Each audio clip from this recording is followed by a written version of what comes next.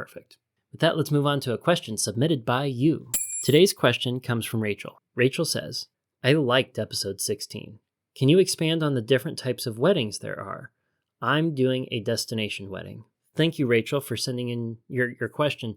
In episode 16, I covered wedding planning and how wedding budgets can help you learn how to budget. And later on in the episode, I dive into the nuts and bolts of a zero-based budget. I talked a lot about my wedding planning that Amanda and I engaged in and how we were able to take the wedding budget and channel our values and virtues, what it is that we wanted out of our wedding, and have the budget reflect that. In order to address the question with the budgeting mindset, I'm going to break down weddings into 3 dichotomies, into 6 types of weddings, if you will, and share what, if it were me in your shoes, what I'd be thinking about as I was starting to write the budget for these weddings. The first 2 types of weddings we're going to consider are big weddings versus small weddings. If you have a lot of guests and you have a small budget, this is something that Amanda and I ran into. We had a finite budget and we wanted to maximize the number of people. Well, that involved minimizing the cost per guest. Probably the biggest cost consideration when it comes to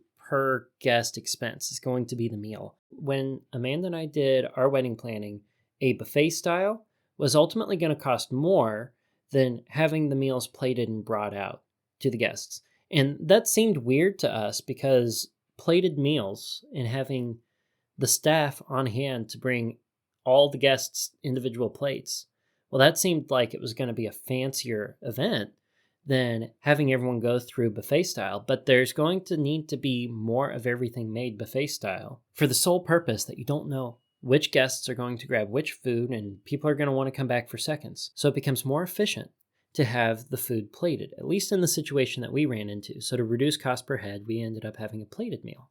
I did go to one wedding that had a fair-sized guest list, and it was on a shoestring budget from what I know. And they didn't even have a meal. They had pretzels, they had nuts, they had M&Ms, and they had little plates where you could fill up snacks, but the reception ended at 3:30 or 4.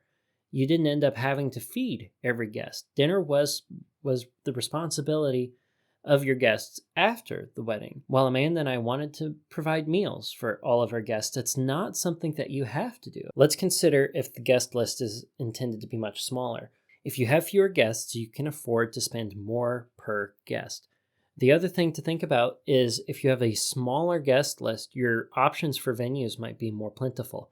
There are going to be more venues that can accommodate your wedding and the total guests that you plan to have if your wedding is smaller. If you get really picky about the aesthetics or the location of your venue, you might consider having a smaller guest list for the sake of making that venue work for you. In certain areas, if you want to maximize your guest list, you might leave yourself with a handful or fewer venue options. The other thing when it comes to a smaller guest list is just because the guest list is smaller doesn't mean that you necessarily have to spend more. It just means that you can. Let's move on. Rachel, you mentioned that you're having a destination wedding. So the next dichotomy is going to be a local wedding versus a destination. I remember looking up statistics on guests and RSVP rates locally. I think I found or figured or used at the time. Now, I got married just before COVID, so the numbers have probably changed. But local weddings had an RSVP rate for the area I was looking at of around 70%. 3 out of every 4 people that you invite, you could expect to RSVP. And it's not a hard, fast rule. If your family is die hard about being there at the wedding and you're mostly inviting family, you're probably going to have a higher percentage. Or if you invite more friends who are scattered throughout the United States, you'll have fewer. But it's a baseline to start. A local wedding, you're going to probably have more people be able to attend than a destination wedding. It's inherently going to be more expensive for your guests if you have a destination wedding. So you can probably expect 30% or fewer of your guests to be able to make it to that destination wedding. In effect, you could probably invite more people, but know that your actual RSVP list, the actual number of people who will attend the wedding, will be smaller.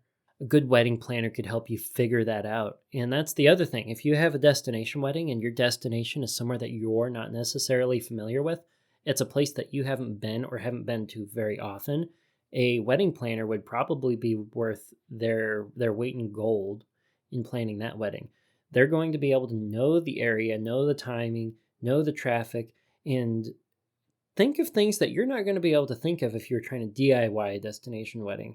If you have a destination wedding and your wedding party is expected to be there, big wedding party or small, it is expensive. It's more expensive for your wedding party to be involved in the wedding. If it were me, I would consider more so than I would with a local wedding, trying to help them out financially with either the travel or accommodations at the destination so that it's less of a financial burden for them to be a part of your big day.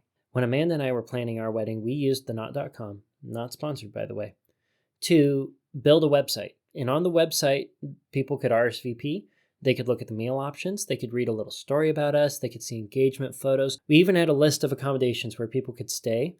But the Knot, by default, had a section where you could put like stuff to do where you're getting married. Well, where we got married, there wasn't like a whole lot of stuff to do, and it was local. We had a local wedding. We didn't have a destination wedding. So we thought that was kind of silly, and we omitted that part. But if you have a destination wedding, well, the destination wedding is like a vacation for your guests. They are planning their trip around that, and they're probably wanting to make the most out of that travel to your destination. There are going to be things that they want to do.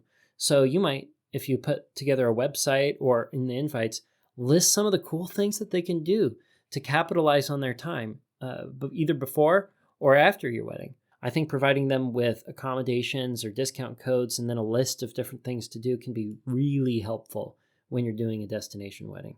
Last, I want to consider the dichotomy between traditional and original weddings.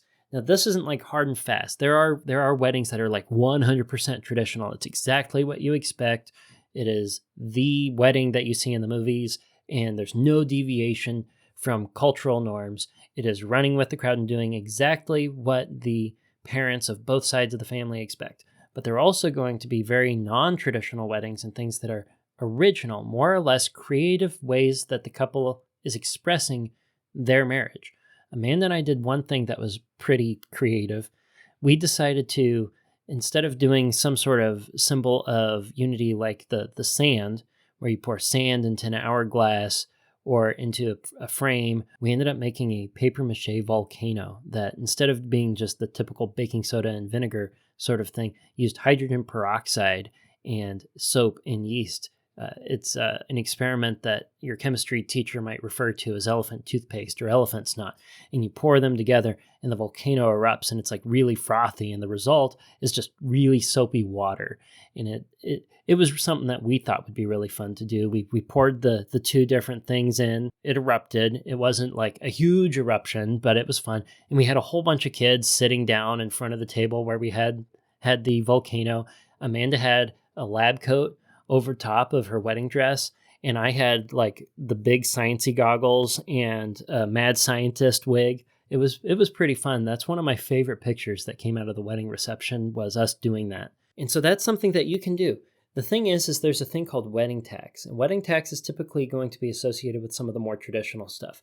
If you go to a florist and you buy flowers for Mother's Day versus flowers for a wedding, they're probably going to charge you more for the flowers for the wedding, because, it's a wedding. It has to be perfect. There's a little bit more pressure.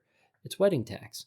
So when you start going down the list with the decorations, the florist, all the different things, the wedding tax can add up. But if you go with something that's a little bit more original, something like the baking soda volcano, or something that is just out of the box and unexpected, well, it might not have a wedding tax tied to it. So the more creative, the more original that you can be with certain parts of your wedding, the more you can avoid the wedding tax. Don't be afraid to be you. Rachel, I hope that answers your question. I hope you find that elaboration and expansion on